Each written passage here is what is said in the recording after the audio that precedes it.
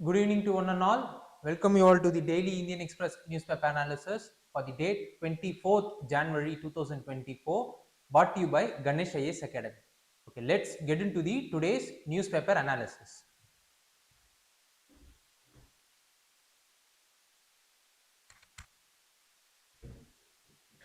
Mentioned here are the list of articles which we are going to have the analysis in the upcoming slides. So have a look at it.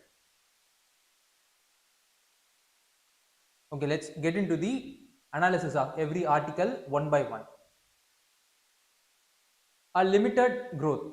The news is related to the recent report that has been released by National Statistical Office regarding the expected growth this year.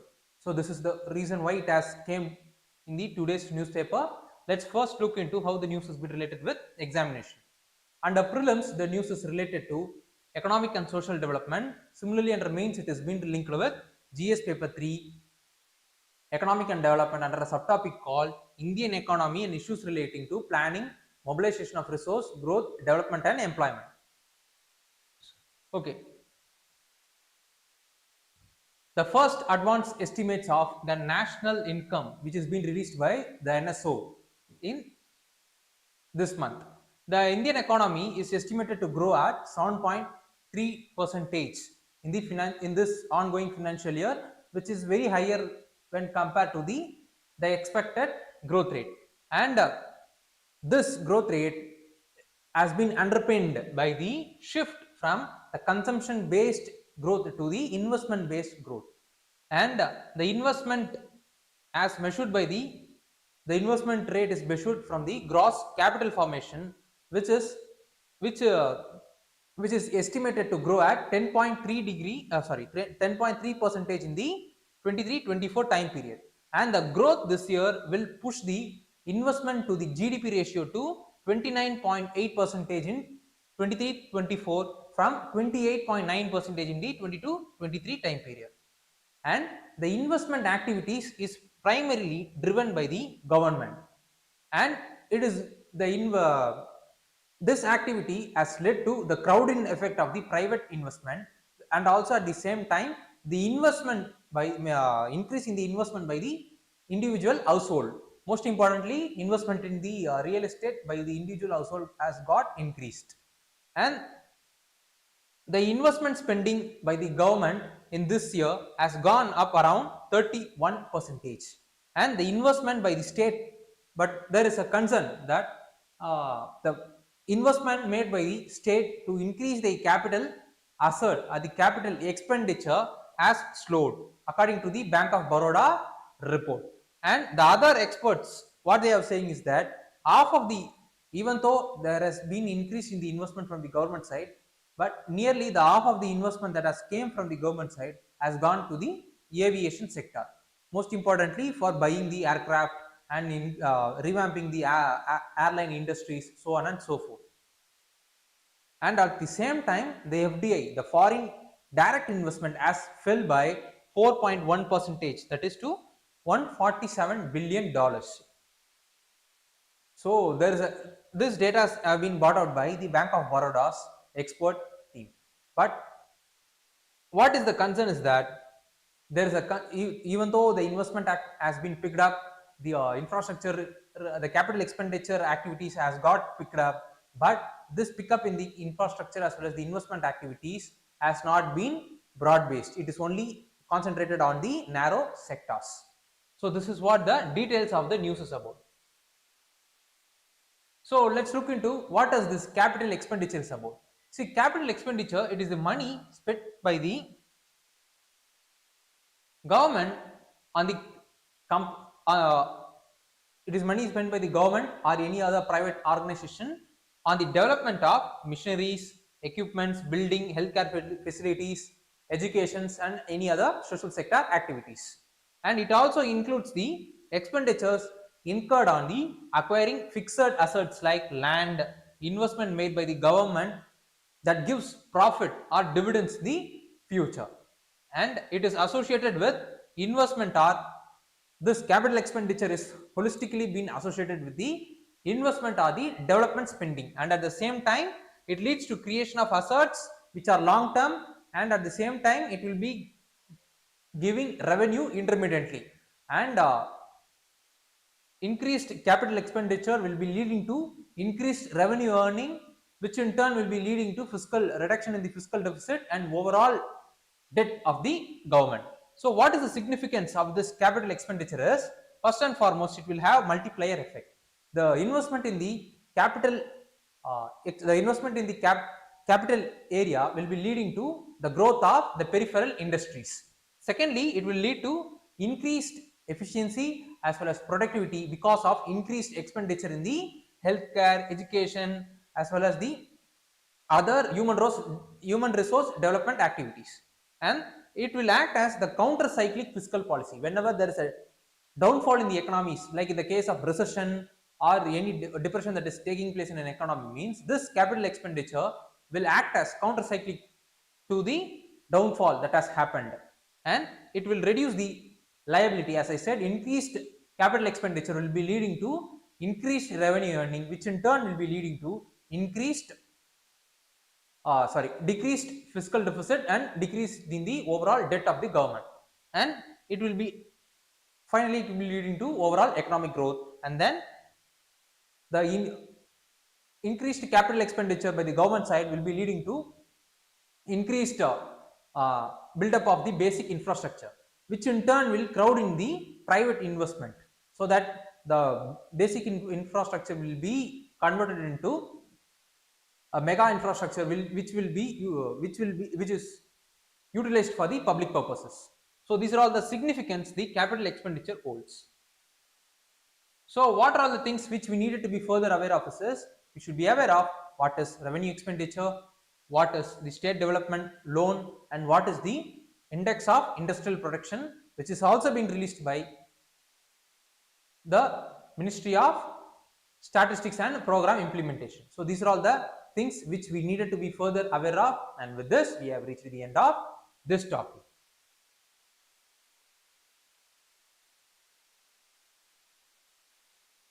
The rooftop solar power.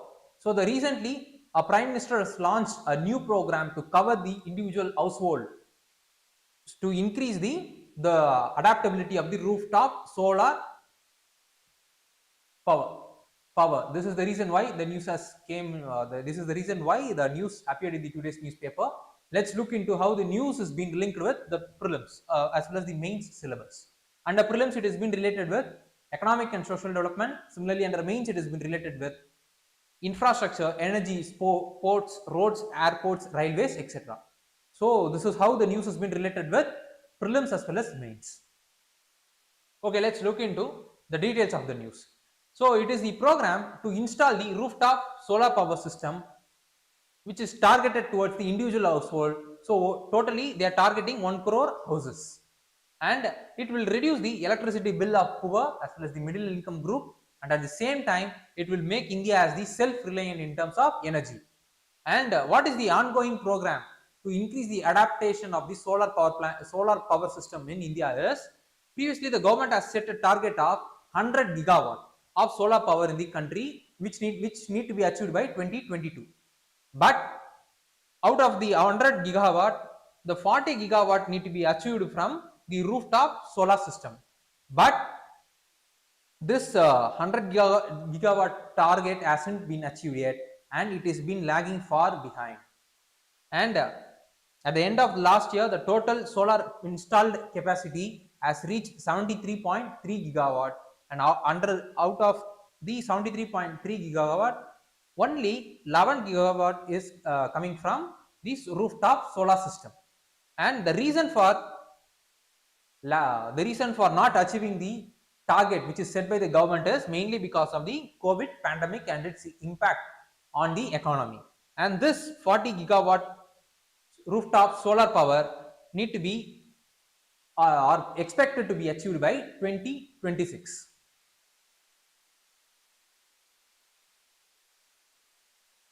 So let's look into the Suryodaya Yojana, that is the program which aims to cover the 1 crore household with rooftop solar power system. See, the details of the program hasn't been released yet, but only the target, that is the 1 crore houses need to be covered under this program. That is the target that has been fixed, but the minute details or the implementational aspect details hasn't been released yet. The perspective, but the perspective has been changed from the earlier programs. Earlier, the programs used to focus or concentrate more on the installed capacity, but here right now they are concentrating more on covering the number of households. In 1990, the US also made a same approach of uh, covering nearly 1 million houses with rooftop solar power system, but this target has achieved only after 20 years. The recent report by the think tank of India, that is Council on Energy, Environment and Water, in short form CEEW, what it has showed that the residential sector currently accounts for just 20% of the installed rooftop solar capacity, but the residential sector is the untapped potential in terms of the rooftop solar power system. The CEW also says that nearly 25 crores households across the country have the potential to deploy 637 gigawatt solar energy on the rooftop. Out of the 637 gigawatt, one third of it is enough to meet the India's entire demand for electricity from the demand from the electricity. And CEW also say that a fifth of it, that is 118 gigawatt, is right now doable without any hindrance, and the rooftop solar is available uniformly across all the state. It could be evenly distributed across all the state because the sun is rising as well as the sun rise as well as sets, and it will be spreading equally across the different parts of the country. So the residential household rooftop solar system has huge potential in terms of the electricity generation. But in the case of the solar parks, there need to be huge investment which need to be come from the government as well as the private sectors, and also huge land need to be procured, and several other legal things have been involved in it. So it will be the construction of the solar parks will be delaying, and at the same time it will be concentrated only on the handful of states, it is not distributed evenly across the different states. On the other hand, the rooftop solar system has the potential to get evenly distributed across the states, which in turn will be benefiting the consumers as well as the government. So that is the reason why the Suryodaya Yojana is focusing on covering the households rather than the installed capacity. So energy access as well as security. Right now, India has made an international commitment at the United Nations Framework for Convention on Climate Change. That is, what India has committed is that by 2030, India will be achieving 50% of its installed capacity of electricity generation from the non-fossil fuel based energy sources, and out of it 43% has been achieved now, with renewables, that is wind, solar as well as biogas, contributing nearly 30% of the installed capacity until now. But with India's electricity demand, which is going to be increased or expected to get increased in the future date, the other non-fossil fuel sources like nuclear as well as the hydropower are unlikely to get expanded. So the only available source is the solar. So in that, the rooftop solar system has the potential to increase the electricity generation renewably or sustainably. So that is the reason why this program has been given increased focus, and the government will have to. So what the article is saying is that apart from in order to increase the adaptability, like in the previous schemes, this scheme also need to incentivize the consumers, and at the same time the government need to learn from the ongoing schemes which is being implemented right now to ensure the adaptability of the solar systems, and also at the same time the distribution companies, which is right now being highly faced with debt, need to be fiscally eased so that their financial operation will also get enhanced and their efficiency will get increased, which in turn will act as complementary as well as supplementary for the solar power generation as well as distribution. So these are all the way forward the article has suggested. So what are all the things which we needed to be further aware of is we should be aware of what are all the energy mix of India. Secondly, we should also be aware of the recent Red Sea crisis and its impact on the India's energy security. Thirdly, we should also be aware of what is India's coal is made of, its chemical composition as well as the physical characteristics, and what are all the types of coal that has been imported by India from other countries. Finally, we should also be aware of the sun, the layer of sun, and the working of sun, and also the recent mission to the sun, that is the Aditya L1 mission. So these are all the other areas which we needed to be further aware of, and with this we have reached the end of this topic.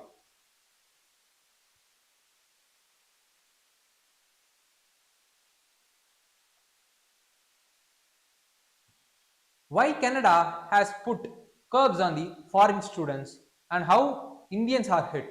So recently Canada has made a curbs on intakes of the international students to their universities and how it is going to impact India. So that is the reason why it appeared in today's newspaper. Let's look into how the news has been related with examination. Under prelims, the news is related with current events of national as well as international importance. Similarly, under mains, the news is related with GS paper 2, international relation, under a subtopic called the effect of policies and politics of developed and developing countries on India's interest and India's diaspora. So through this topic only the news has been related with. Let's look into further details of the news. So the Canadian government has capped the number of international students visas for 2 years. So the number of new intake of the new international students would be cut down by 35% from 23 number, and the situation will be assessed only after 2025. And the postgraduate work program, which allows the international student to work in the Canada after they have completed their graduation, is also banned, or the work permit under this program will not be issued year after from 2024. And the no permit will also be issued to spouses of international students apart from those who are enrolled in the masters as well as the doctoral program. So why Canada has taken such steps? See, to maintain sustainable level of temporary residence, and also the international students from 2024 would have to show that they have more than $20,000, which is double than the prevailing fund requirement, and the students intake has gone beyond the limit which is manageable, and at the same time the unscrupulous actors have been taking advantage of the international students and rendering them vulnerable to abuse as well as exploitation. As well as what the students are saying is that there is right now housing crisis that is happening in Canada, and also the rental as well as the cost of living in Canada is also got increased. Finally, there is less job available in the Canada, so there is a competition between the international students as well as the domestic students. So these are all the reason why the Canada has taken such a step to cut down the intake of international students. So will it impact Indians, and what impact does it have on the other areas? See, the 2-year cap on the student permit is only for the undergraduate courses. Masters as well as the PhD programs as well as the elementary and secondary school level courses are exempted from such a ban, and the curbs will apply to only new application, that is new application which is coming from here on, not from the already processed application or for the students who have been enrolled previously.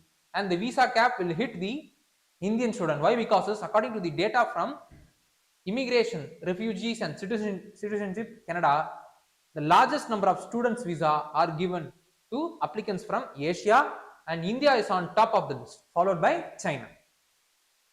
So Indian students will have a hit in terms of intake curb by the Canada.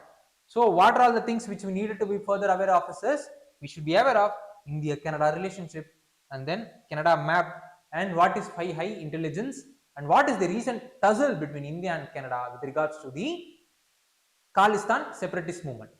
So these are all the things which we needed to be further aware of, and with this we have reached the end of this topic. Why China hopes the lucky year of the dragon can boost births in 2024. So the news is related to the decline in the birth rate of China, and the government is hoping that this year, that is the dragon year, will ensure that there will be increased childbirths. So that is the reason why it appeared in today's newspaper. So first we will look into how the news has been related with examination. Under prelims, the news is related with current events of national as well as international importance. Similarly, under mains, it has been related with international relation under a subtopic called effect of policies and politics of developed and developing countries on India's interest as well as Indian diaspora. So this is how the news has been related with examination. Let's look into the further details of the news. See, in 2022, China recorded a decline in its population compared with the previous year for the first time since 1960, and the fall continued in 2023 also, and the country saw 11 million deaths and at the same time only 9 million new births. So there is a deficiency, the deficit in the 2 million livings, and the falling population also correlated to falling economic growth. So this led to a concept called dragon babies. What does this dragon babies? Dragon babies are babies those who are born in Chinese year of dragon. So it begins in February 24. Previously it occurred in 2012 and 2000. So the animal based classification of year is based on the Chinese zodiac astrology, under which every year is associated with a particular animal, like in the case of rat, ox, tiger, rabbit, dragon, snake, horse, sheep, monkey, rooster, dog, as well as pig. And with 12 zodiac signs, every animal repeats one after another, and they will be, if an animal is coming this year means, then the turn of the same animal will be repeating after 12 years only, after completing the other 11 animals. And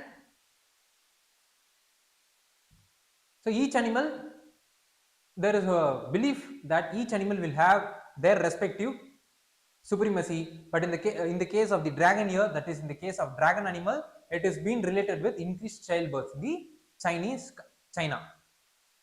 So what is the connection between the year of the dragon as well as the birth of the baby is? So in recent years, a slight uptick in the birth as noticed in China, which appears to stem from the belief that the mythical animal, that is the dragon, are lucky. So based on the belief that, so whenever there is a dragon, there will be an uptick in the population growth. Such belief is leading to increased birth rate in the dragon year. So the couples of the country plan to have the children in the year of dragon to ensure that the fortune come for their way. And also at the same time, the South China Morning Post noted what they have reported is that in 2000, the birth rate in Hong Kong, the 2000 is the dragon year of the China. The 2000, the birth rate in the Hong Kong increased by over 5%, and the mainland China also saw increase in the birth rate that year. And the Financial Times analysis also found spikes in the birth rate during 1988 as well as 1976, which is the dragon year for the China respectively. So are children born in years of dragon are more successful than other? So there is a belief. So according to in paper by Nasi Mokan as well as Han Yu, an economist at Louisiana State University, what they have studied is that this superstition belief is creating expectation on the parents, those who are giving birth to the child during the dragon year. The increased prophecy or the increased expectation or belief that those children, those who are those who have been born in the dragon year will be highly successful when compared to the other children born in the other years. So such belief is leading to high expectation among the Chinese parents, and they are investing more on the children those who are born in the dragon year. This in turn is leading to the more children, those who are born in dragon years, are having high educational qualification, and also at the same time their employability rate is also being very high, and also at the same time they are doing pretty well when compared to the other children those who are born in the different animal years. So it is the belief as well as the related investment by the parents on the children those who are born in the dragon years, leading to increased success rate of the children those who are born in the dragon years. So this is what the logic behind the success that is happening for the children those who are born in the dragon year. So what is the situation in 2022-4 is, so according to the trend which has happened in the previous dragon year, the Chinese government is expecting that this year will also the China will experience the increased birth rate. But the overall trend in China in the recent years has shown the lowest fertility rate and also fewer birth per woman in the population. So this trend will also likely to continue according to some experts, and some of the countries in Asia as well as the several Western European countries are also seeing a decline in the birth rate, which is mainly because of increased inflation. Increased inflation as well as increased cost of living is hindering the parents to have multiple children. So this trend will be continuing across the Asia as well as Western Europe, and this might also will continue in the Chinese region. This is what the conclusion of the article is about. So let's look into what are all the things which we needed to be further aware of. Is we should be aware of what is census, and which is the first year the census has taken in India, under which Governor General the census has been taken place, and what is the relationship between India and China, and what is the Chinese geography. These are all the other areas which we needed to be further aware of, and with this we have reached the end of this topic. Let's move on to today's practice prelims question. Mentioned here is the today's practice prelims question. So those students, those who are watching this session online, please do comment the option point for the question which you are seeing right now on the board. So with this, we have reached the end of today's session. Please do like, comment, share as well as subscribe Ganesh IAS YouTube channel, so that you will be receiving daily current affairs session and also weekly environmental as well as science and tech session, and also the important future session which for the examination which will be brought to you by Ganesh IAS Academy. Thank you.